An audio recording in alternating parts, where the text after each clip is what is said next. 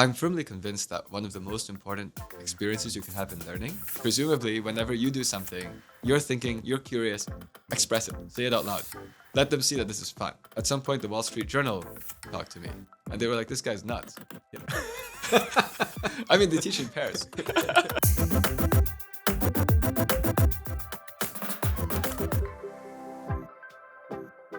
Nowadays, what I do is I teach. But when I teach, I'm trying to give as many people as possible that experience of, we're not telling you what to do.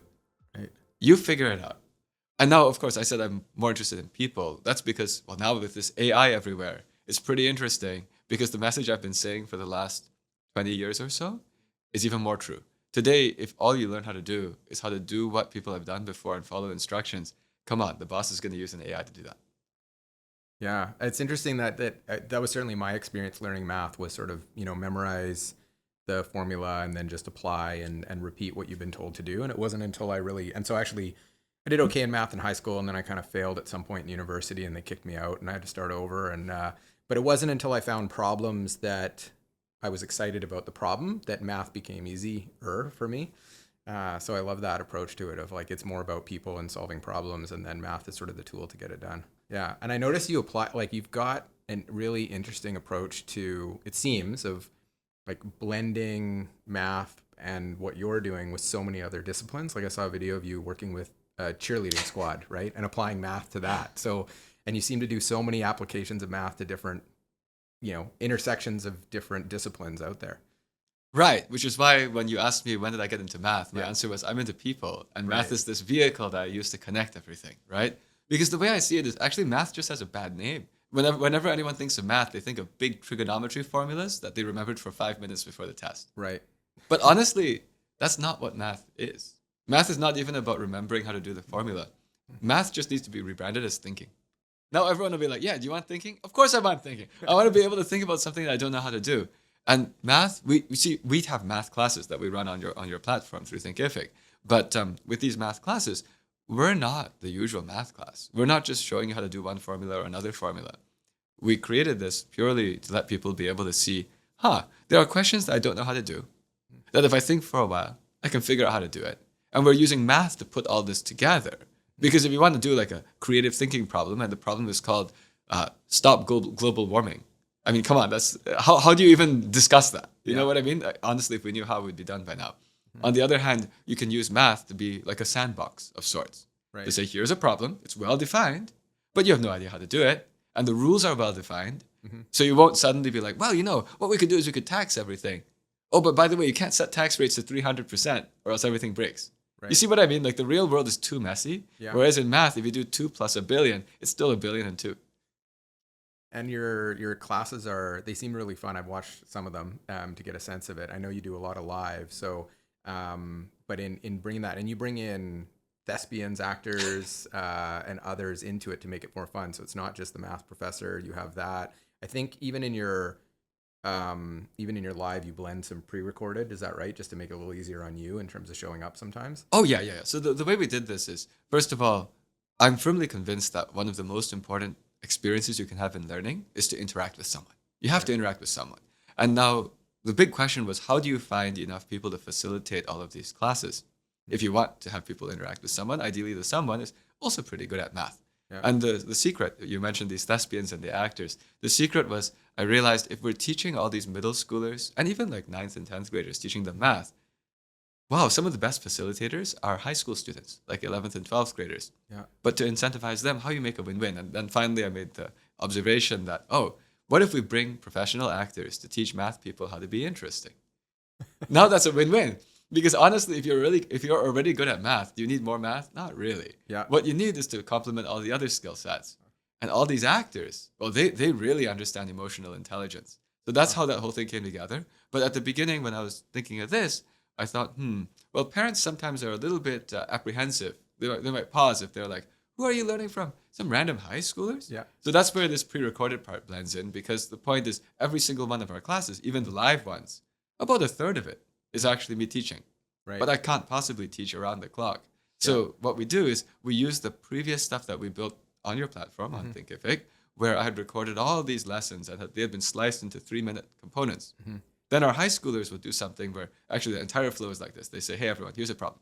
We're not going to tell you what to do. Brainstorm. And then the middle school kids, they just brainstorm like a Twitch stream. All right. They just brainstorm talking into the chat. They get on camera as well. And finally, they solve it. Then the high schooler is like, okay, Professor Loh, how do you do this problem with these chickens?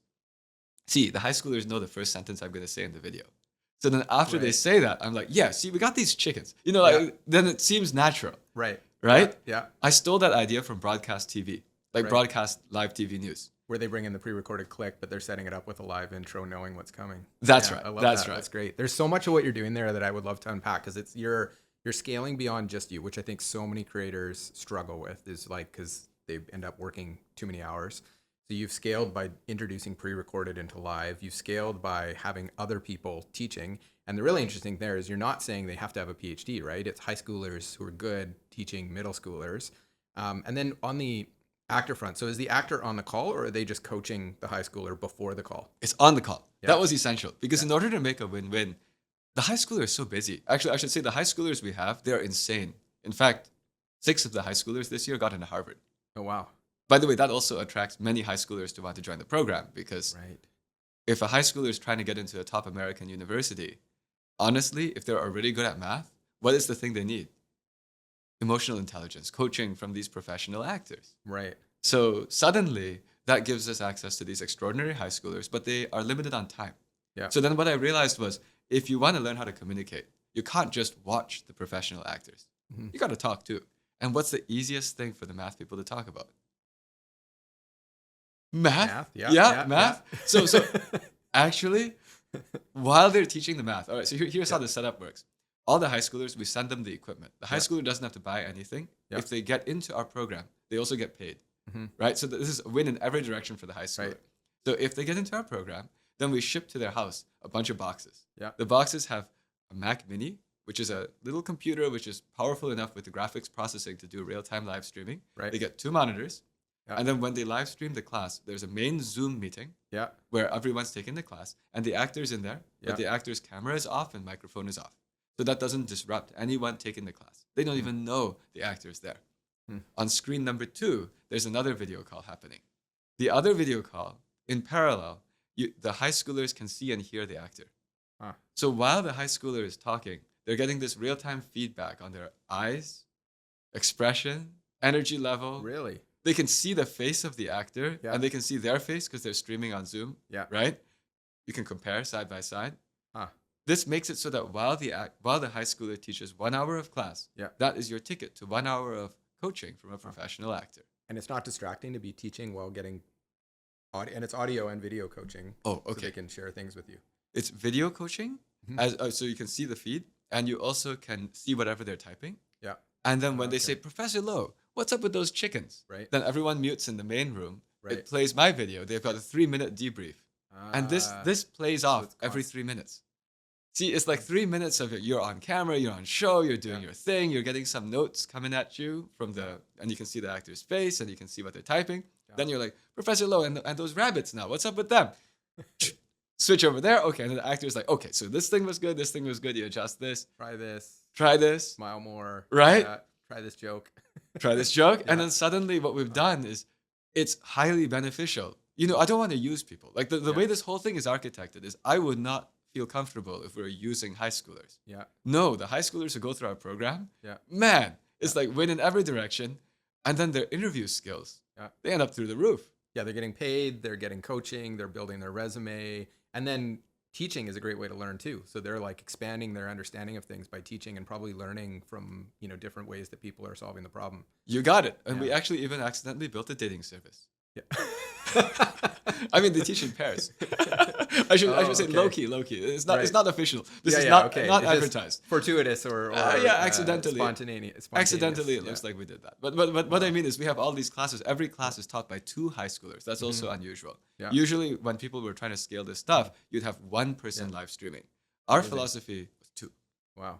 Yeah. It's like this. Yeah. It's more fun. Yeah, and then they still get the benefit of you coming in on the pre-recorded. I've never seen a flow like this from a content.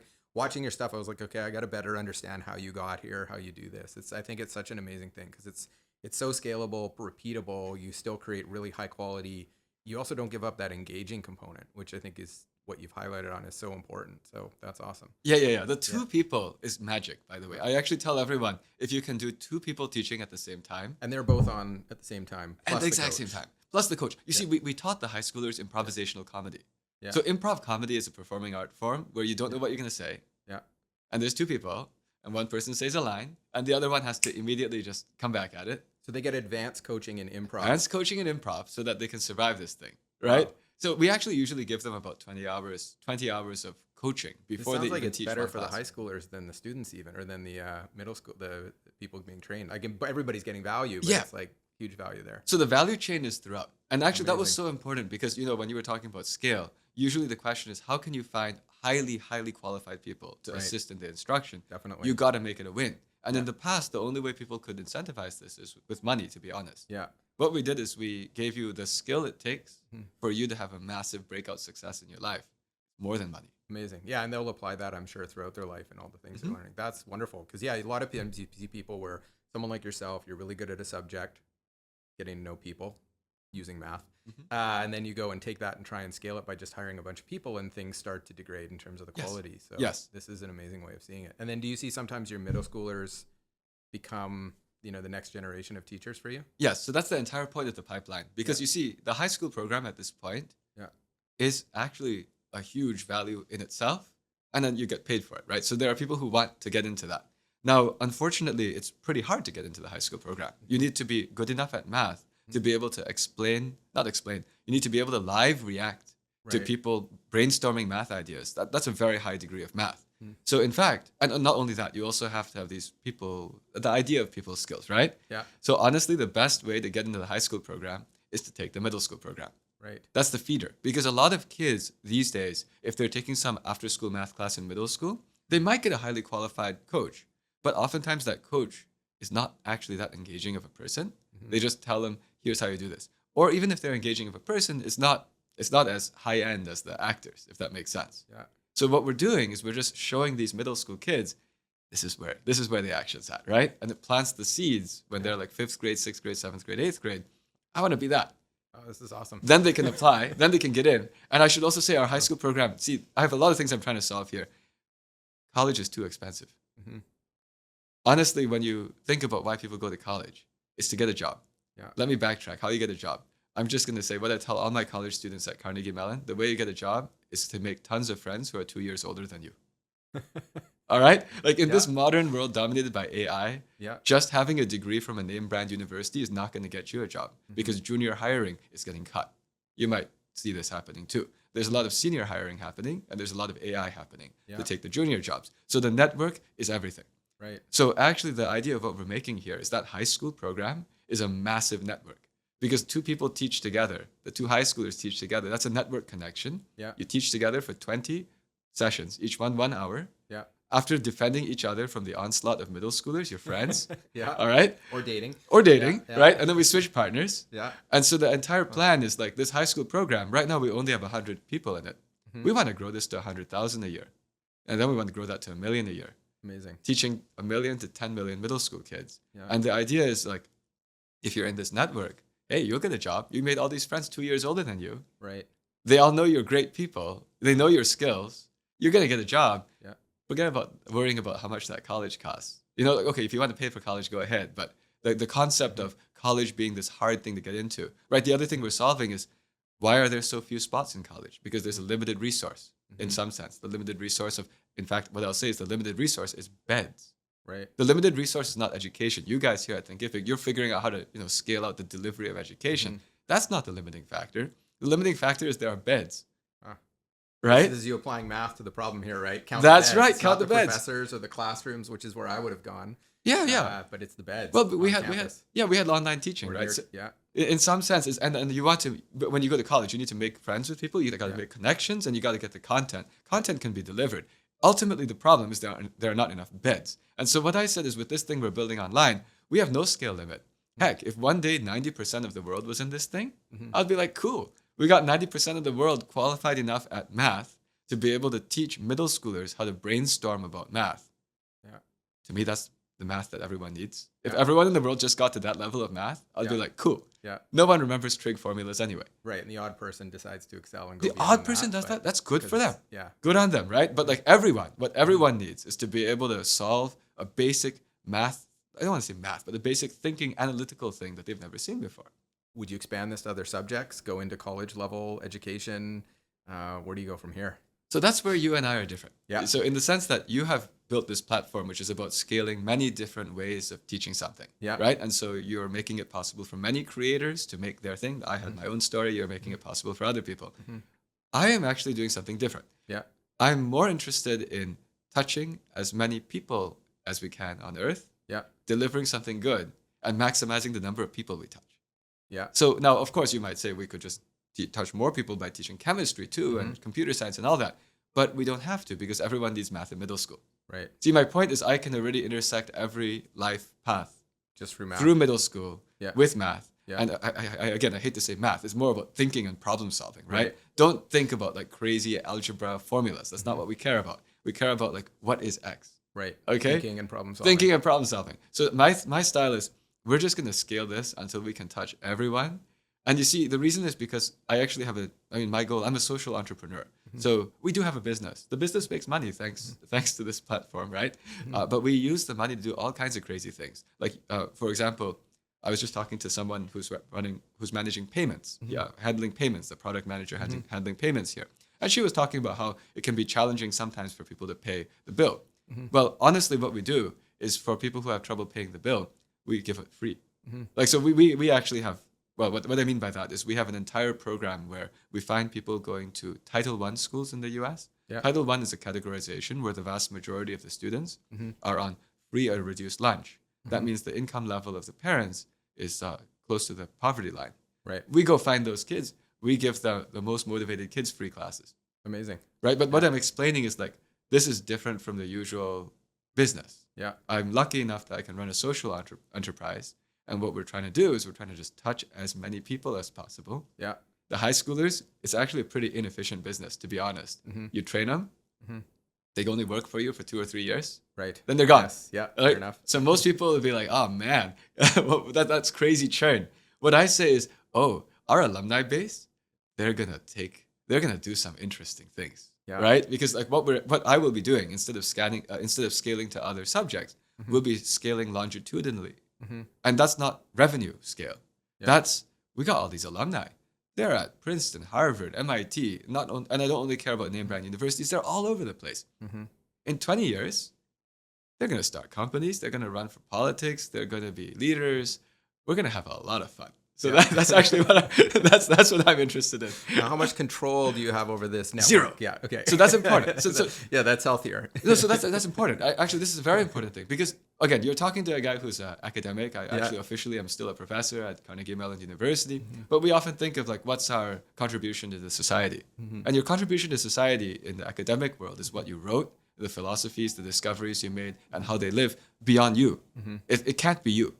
See what I mean? Like if it's me, it will be gone. Yeah. Right? Yeah. Because then I'll be gone someday, and then there'll be some power struggle, and like goodness knows what. Yeah. I'm actually even writing a book right now on like a philosophy of like what we need to build in this world to make a more thoughtful world, which is all centered around creating value for other people, understanding people's pain points. The math factors in to figure out how to tie these together. Yeah. But actually, when we pick these high schoolers, that's actually an important piece. We don't only pick the ones who are really smart. In fact, we interview them. We only pick the high schoolers who we also sense they got a sense of social responsibility. They actually like people. Yeah. They're not trying to use this to just get power. Yeah. Actually, they just like humanity, if that makes sense. Yeah, and they're trying to make a positive They're impact. trying to make a positive impact. Then we go and juice them up with the skills to convince anyone to do anything. Right? But then while we do this, we don't ask them for their political affiliation. We don't ask for any opinions on hot button issues. All we care about is these are people who kind of like helping people to some pretty strong degree. Yeah. And they're pretty clever, so they can come up with a way to do it. They don't sign any allegiance to us. Yeah. All I'm doing is statistically slanting who ends up being able to have influence. Okay. And then we're introducing them to each other. Yeah. And So they don't looking for I'm not positively this. minded people and then giving them superpowers. And connecting them to each other to work together. Right. So that union should be pretty powerful. And the union cannot be me because I won't be here anymore at some point. And so in some sense, when I looked at this, the most powerful philosophies were the ones that there are some simple guiding principles. Yeah. There's a self-organizing network. There might become factions someday. Mm-hmm. Okay, that's natural. And it's probably healthy to have different opinions.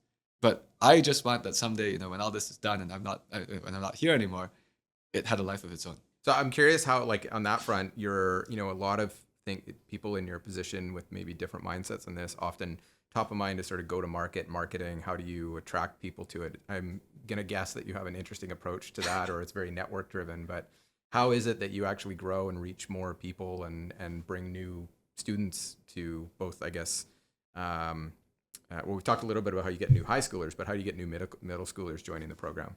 Is this largely word of mouth? Yeah, right now it's spreading word of mouth. CNN also wrote about us in March. So that the breakthrough of bringing actors to work together with math stars is an interesting news story, right? So that's there. I also go around the entire North America and rest of the world giving talks. You did an outdoor speaking tour, right? I started with an outdoor speaking tour. Yeah. Oh, I can tell you. That started because in 2021. Yeah. Well, okay, actually in 2020 and 2021, I got very distracted. And I actually invented a new way to control pandemics. That was a total separate thing. I just didn't do any education stuff for about a year and a half. Yeah. I worked at the university, sure, but I didn't push our thing. Fortunately, we had a team continuing to grow our thing here at Thinkific. But then in 2021, when people stopped getting as interested in pandemic control, I decided to try to understand what people's pain points were again. And I went on a tour.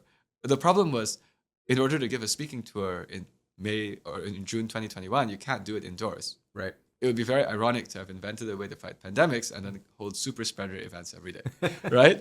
So then I got this idea. I said, there are parks and parks have roofs on the picnic tables. Yeah. So let's just go and book park shelters and see if anyone comes. And people told me you're crazy, it won't work. But I had this inkling it would work. And how it worked is, if you go and say in July 2021, hey, anyone interested in education, in math or whatever, there's going to be a talk here. We spread that through social media networks, through online advertising, through anything we could find, emailing teachers, whatever. Yeah.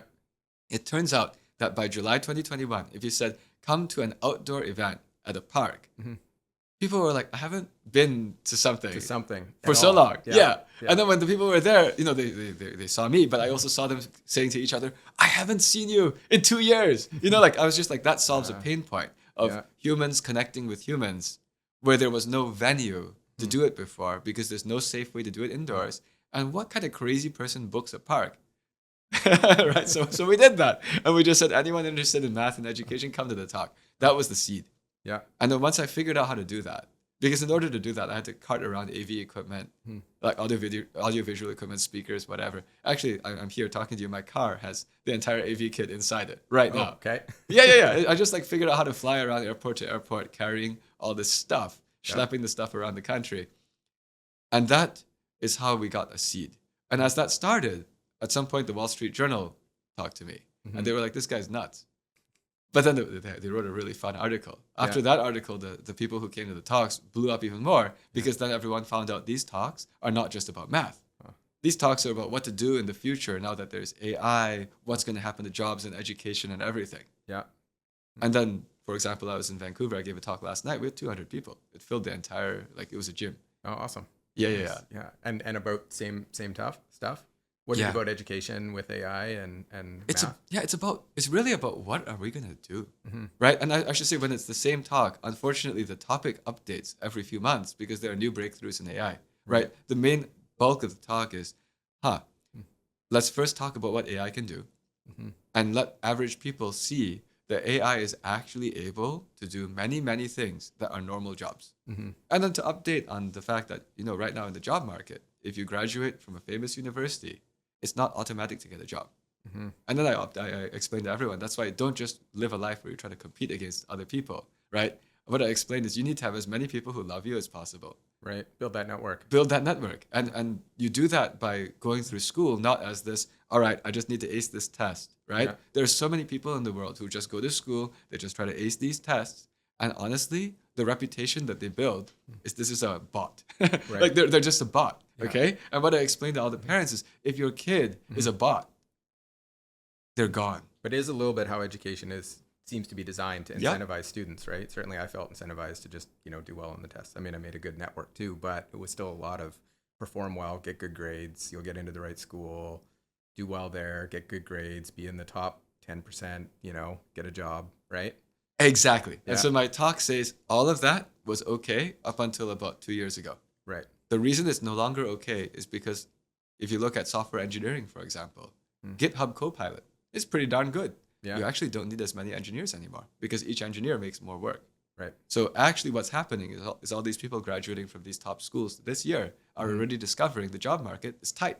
Yeah. Actually, I was just speaking in Los Angeles area a few days ago. And when I mentioned this, there was a person in the audience. He works for Amazon. And he said the Amazon over there in the Los Angeles area, they already decided this year they're not hiring any fresh graduates. They're only hiring senior engineers because the other companies are laying off senior engineers. Right. So they can hire a senior engineer. Why take a... And then leveraging AI, you can perform or spit out a lot more return on investment as a senior engineer right now. That's right. And so that's why I explained this to the parents. And then that makes you have to change the thinking style, right? Yeah. And so honestly, actually, even education has to update. That's why on this tour, I think it's tomorrow. Yes, tomorrow morning. Tomorrow morning, there's a school in Minnesota where the head of the high school wants me to go and brief all their teachers. This is linked because when I was in Minnesota last year, actually that talk got advertised because somebody who knew someone in our network wrote an article about it in the newspaper, and then that caused all these people from Minnesota to come, Minneapolis to come to the talk, and one of them happens to run a cable TV show. Yeah. And her kid, well, we got to know each other, and then her kid goes to this high school, and she emailed the high school on Sunday, like just Sunday, saying, "Hey, this guy's coming." This morning, the high school replied, and then they want me to brief the high school. Coming means I'm coming to Minnesota to give a talk in Minneapolis. Yeah. But they were like, can you come by? But I say this because actually all of the education system, we all need to have this conversation. And so in fact, these conversations I'm having, they're not only in public, they're not only with you, they're also at schools. Schools want to discuss this. And I'm sure the kids are really interested because it affects them personally. Oh, and yes. In the near term, right? Oh, yes. Yeah. Oh, yes. Very different than it did for us. For us, life was easy. Yeah. I'm just going to say, for us, life was stable, life was easy. My expectation is that the whole world is going to have a huge amount of turmoil over the next 20 years. And I say this because, I mean, we used to have, well, my wife's dad, he's still alive, but for some point, he was living in our house. And it was really interesting because he was living in our house. He was born in like 1941 or 1942. He lived through World War II. And in the early years of his life, his parents were running away. They were escaping through China to go all the way to Hong Kong because World War II was tough. And it just occurred to me, man, there's someone I'm living with for whom that just shows in a human lifetime stability. Yeah. It's not a thing. So that's actually why, again, I say what we're teaching people is how to solve problems they never saw before. Because ultimately, what do you need? You need a great network. You need to have great emotional communication skills. You need people to think you're not a bot, okay? And you need to be able to solve problems you've never seen before. So this is what I'm focusing on. Yeah, it's amazing. It's and it seems like creativity really is a big part of your whole process and everything you look at, from how you've grown your social entrepreneurship organization to how you've set up content production or work with people, or even just the collaborations you do. How does creativity factor in for you, or is there anything you do to bring in more? I mean, it seems like even for your students, you're creating opportunities to be more creative with some of that coaching. And so the key is that anytime I do something, I'm always thinking, is there another way to do it? Is there another way to do it? And if I see everyone doing something, I start to think, oh no, I don't want to do that. Because if I do what everyone else is doing, it will be a traffic jam. That's actually how I think in my head. That's the opposite of the way so much of us do it, right? We watch YouTube or listen to a podcast or something, and it's like, oh, take notes, do it that way. Sounds good, right? That's right. Yeah. That's right. So I want to say success comes from if you can go off-road. I mean, you started this company, right? So I mean, is that right? Yeah, you started this company. And that's off-road. Basically, the people who go off-road, then they can have lots and lots of interesting Path less traveled. If you go on the same road as everyone else, it's a rat race and it's a traffic jam. That's actually how I look at it. Yeah. Right? Do you get inspired by others, or you're like, okay, someone's doing something different, or that's kind of interesting. Maybe I can change it, look at it differently? I get inspired by people when I look at a person and I'm like, wow, you really have great skills in that dimension, so it's humanly possible. Yeah. I don't say, oh, I want to do exactly what you're doing. Right. I say, oh, that's interesting. You have this ability. You have that ability. And if you're a person, I'm a person, maybe I can try to learn that ability from you. I don't want to copy exactly what someone's doing, or else Yeah. that's not going to be interesting. But you see, you mentioned a lot of people just follow. Honestly, that's where the math comes in for me. Mm-hmm. Because the math, the way I learned math and the way that I'm teaching math through our whole platform is we show you question after question that you don't know how to do. Mm-hmm. You work your brain, you figure out how to do it, and then you have this experience in yourself of I have experienced not knowing what to do, Yeah. fighting with it, and then I figured it out. I'm not scared. Mm-hmm. And also the part that's useful about math. Mm-hmm. Math is a framework of thinking and proving things. So suppose you go on the road less traveled. It can be scary. People can tell you this is never going to work. You're going to lose your life savings. You know, like this is. But if you have this math thinking, you can be like, well, let me think about this. If I really do X, Y, Z, like do this thing, and this thing, it might be able to make all these other things happen. And I'm pretty confident of that because I see the path and whatnot. Yeah. All of this thinking is the same way you solve a math problem. Right.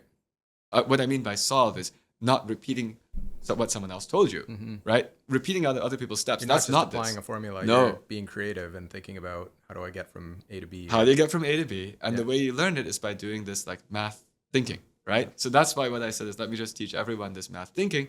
Oh man, but I need to have live facilitators to do it. Yeah. And then finally I realized I can get that, Yeah. right? Yeah. And that's how this all comes together. Wow. Okay, so I'm curious too on your. I've got 2 young kids, both learning math. How do you think about parents and especially if they're earlier even in the journey than coming into middle school or even maybe they're at the middle school or high school level in terms of thinking about math? Because I know so many of us have kids that might be struggling with math or not enjoy it or not find it fun. Actually, especially I'll start with the younger ones because I see a lot of parents who come to me and say, oh, I've got a first grader or a second grader. I want to get them interested in math. Actually, it's interesting. They might not say they want to get them interested in math. Yeah. They want to get them good in math. Yes, they want to get a good score on Yeah, math they want to get a as good opposed score. to interested in problem solving, right? Or Yep. Yeah. And so what I say is it's okay to try to find resources, Mm-hmm. but make sure that your kid actually is happy Yeah. from the resources. Don't make them really good at it and hate it. Yeah. That's worse, right? Actually, I was just thinking about this. I just made some notes. I'm always making notes because I'm writing this book on philosophy and education and whatnot. Just this morning, as I was getting into the car to drive here, I was putting down a note of something I just thought about, which is going to go in the book, which is that, honestly, one of the most important things when I'm hiring someone or when you're hiring someone is that the person is curious. Yeah. I mean, I think you probably discovered this. It's like people who are Curiosity, curious, yeah. right? They'll always be able to think, oh, what's this next way to use the latest technology? Or could I find another way to do it? If you find someone who doesn't, and I mean also enjoys the curiosity. Mm-hmm. If you find someone who doesn't really enjoy thinking and they can do it, they won't go very far. Right. Because to be honest, the things that they've learned how to do, you don't need them to do. You They'll need them to just do. reapply the playbook. Reapply the and playbook. It's probably not the playbook you need. That's right. That's right. Yeah. So then I thought about it and I was like, actually, a long time ago, schools' exams were not bad were not bad ways to measure who has this powerful intellectual curiosity because the people with high scores on the exams were the ones who were like listening in class, thinking, trying to really figure it out.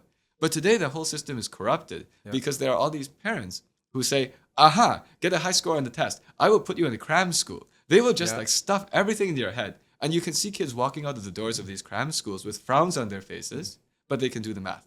Do you see what I mean? Just go memorize. Just go memorize. Yeah. It's because they say, what's the test? If there's a test, I'll teach you how to pass this test. I don't care if you like it or not. You're going to pass the test. What I'm explaining is that's what makes the test less useful for us when we're trying to decide who to hire. Right. That's why I don't just look at the GPA of someone when I'm hiring. Yeah. I barely look at the GPA. I don't think I even do. I'm just like, I want to know. I just want to know, actually, if there's an internal recommendation, that's the biggest power. Yeah. And after that, it's like, let me talk to you and let me get a sense of that engine inside you, right? But what I'm explaining is, I was just noting this down earlier today because in the old days, the tests were okay. But today, because of this thing of a lot of people being anxious and trying to put their kids to make it so that they pass these tests, they actually break their kids. Like that's the point I'm making. If the kid grows up and they can do all this stuff, but they're not powerfully curious, you've lost the entire game. Yeah. So for parents of young kids, I would say one thing is if you can let your curiosity shine, presumably whenever you do something, you're thinking, you're curious, express it, say it out loud. Yeah. Let them see that this is fun. Like that's what we do. Observe the process. Too. Observe the process. Yeah. Observe the process. And don't let them get too hung up over, oh man, did I get this quickly? Did I get it right? Right. These things can make them anxious instead. Now, once you get to middle school, right? When I say once you get to middle school, once you know how to do decimals, fractions, percents, these kinds of things, we can take over. Yeah. What I mean by that is, at that And send stage, them to you. that's exactly what we did, Yeah. right? And of course, whether it's us or someone else is fine. Yeah. But my point is, once you have enough little tools to use, now you can start to play with them. Right. See, the point is, if you want to learn this problem solving and the curiosity and all of that, it's hard to do it just with 2 plus 2. But it is much better if you know about things like 0.333333333. If you've heard of pi, now suddenly we have all these toys that we can play with. So my philosophy is, at the early ages, just don't break them. Make it fun. Make it fun, don't break them. And whenever they get to this stage where they know about decimals, fractions, percent, so they've got all these toys they can play with, whether from us or for someone else, have them learn to figure out how to make the toys put together. Right. Don't just give them more toys. Yeah. Right? Like sometimes people get the middle school kids and they're like, okay, More toys. more toys, Yeah, more yeah. toys. More tools. Yeah, More tools, right? Yeah, you see, I call them toys, not tools. Yeah. That's actually how I like to think of it. Nice. They are Yeah. tools, Yeah. but they're toys. It's a shovel. A shovel's a toy until you have a job where all you do is shovel, right? And then that's a different situation. But what we want to do is we want to let these kids be like, wow, I just got a hammer. Let's go whack stuff. Does that make sense? And if they break it, If they break it, that's okay. Nice. And I also say that, you see, somehow people sometimes get really hung up over, in elementary school, man, my kid is behind this other kid, so I should go and take this like cram school multiply 2-digit numbers class. What I say is, honestly, it doesn't matter what order you learn things in. There are other things you can learn in elementary school, like how to make other people delighted. Yeah. Like when I look at my kids, I care most about first that they have the principle of the way to be happy is to make lots of other people happy and figure out how to do that. Like I want them to know how to make lots of other people happy. Because by the way, I mean, you're an entrepreneur. Once you figure that out, you get product market fit in no time. Right. Yes. That's a big part of it. Right? Yeah. So my style is like, okay, the tests are cool. And yeah, we can do those too. But if you haven't figured out how to delight people, we start with that. Yeah, in my house, a lot of it is board games. So we have a ton of fun with board games because you don't even know you're doing math. You're just having fun. And, you know, if you get something along the way, great. But it also builds in that concept you might lose. Yeah. It's good. Actually, I want it's still people to fun. I want people to know you can lose. I mean, the way I do anything, yes, sure, the things I've done that I'm talking about, they worked. There are plenty of other things I did that didn't work. It actually took me 8 years to come up with this model. Yeah. There were all these other stuff that we did along the way that just didn't work. What was something you tried didn't work for you? I'll tell you. Yeah. So the very first thing I started doing was I said, Khan Academy is cool. Yeah. What if everyone had the ability to be Khan? That's what you thought, I assume, when you made this platform. Yeah. Okay. Kind of. Maybe. Okay. Yeah. So I said, let's do that. So I made a website. But I got a team together. We built a website. And the website was something where anyone could contribute video lessons or explanations on any math topic. And we had them all sorted by math topics. And I said, surely if you build it, they will come. Okay. So first of all, at the beginning, no one came. Yeah. And after a while, some people came. And the people who came to give the lessons were like math super enthusiasts. Right. Because those are the people who would go through the time to do it. Yeah. The problem is that math super enthusiasts know a lot of math. Yeah. And they might not know how to explain it in a way that lets the average fresh person who's trying to learn anything. So I was like, oh no, there's a mismatch between the people who are contributing the lessons and the people who want the lessons. That was one of these lessons. And then along But the then way. you took something from that of like, we okay, change in what we're looking for teaching, right? It's not just the highest score on the test. Yep. You can see this. You can see that these things I'm saying now, a lot of them are just from the, I fell down. It hurts, right? Yeah. Another one of the things I learned way at the beginning was we math people don't know everything. Yeah. See, at the beginning, somehow there's sometimes this hubris among the math people that like, we can prove everything, right? This is the first principles. We understand everything. But we don't. And so one of the strong pieces of advice I got early on, which was great, was make sure you hire user experience designers. And at first I didn't know what they were. I thought, you make things pretty. But then after a while, after I worked with them, I found out, no. You figure out what people actually care about. Yeah. It's back to this delighting, right? Yes, it's definitely. Like, surprise and delight is something we talk about here, right? Creating that even inside our product. Yep. Yeah. So that was a huge thing where we suddenly had this user experience designer and one after another. And then that changed the way I even do things. At the beginning, I was like, let me theorize on what's good sitting in my office. Yeah. Eventually it became, I won't know what's good until I talk to people. Right. That's why many years later, I went on this nationwide tour giving all these talks. That was basically customer discovery. Right. And then you get to observe what's good and what Observe what's good, observe what people's pain points are. That's how I saw all these middle school kids who, actually, I should say our target customer right now for who we're teaching in middle school are the people who are already getting A in school. An A already. Already You're getting bringing an in A. people who are, that's target for you. That's the target. Yeah. And of course, we can expand that more later, but we have to be precise at the beginning, right? And why we target the A is because right now, unfortunately, if all you do is get A's in school, the way the world's going, you will not get a job. Right. Because unfortunately, by the time you're done, what you've learned how to do is what bots can do. That's such a different approach because usually it is you would target, I would think the natural fit would be more someone who's getting the C or below and saying you need help. So you'll want to come in and do this, but you're taking the top students. We're starting with that. We need to give you more. We need to give you more, right? Because what I said is, honestly, the C student, there is a teacher in your class who is trying as hard as they can to do that, and we respect that too. And there are other things also working on that range. But what we saw is that in the entire ecosystem, to be honest, I'm also an educator, and I would love to teach everyone in my class, but I have no time to teach the ones who are in the top 10% because I need to worry about the middle. So what I said is I just looked at the whole ecosystem and I said there's an entirely not misserved, but like ignored group of the top 10%, where in the past, the idea is they will survive. They can do their own thing. Yeah. But what I'm observing with the They'll AI get the is high test score. They'll get a high you don't test need score. to worry about that. Don't need to worry about that. But then the problem they is also that don't unlock any more potential. that's right. Yeah. And what I see is that unfortunately now GPT-4 can get a high test score too. Right.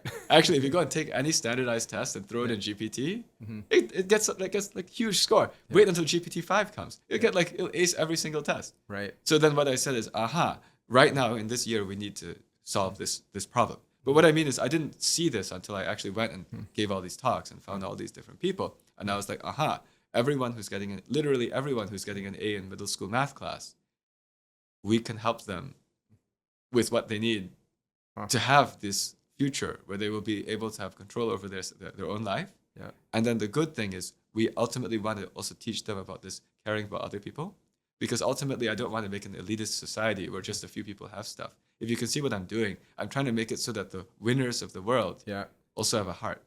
That's awesome. Because we got to figure out what to do for everyone else. Who actually care about the positive impact they have. That's right. So you see what I'm doing? I'm basically grabbing the ones who are getting the A's. We're trying to help them become very successful and also feeding them this idea of a heart. Because you see, while they're being taught by the high schoolers, they're being taught by people with a heart. Right. Now they get to see an example of someone who's brilliant, well-spoken, happy, has a heart. We want them to learn that's what you want. Yeah. And then ultimately the ones who have this, they end up being the ones in control, and then they can help everyone else. You really are trying to change the world. I am hopeful that we will end up on that right track. Certainly a lot of what we do here at Thinkific is trying to help others, right? We're sort of secretly powering it behind the scenes, trying to help people like you have a positive impact is really what we're all about. So yeah. I love what you're up to. Thank you so much. Thank you. Yeah.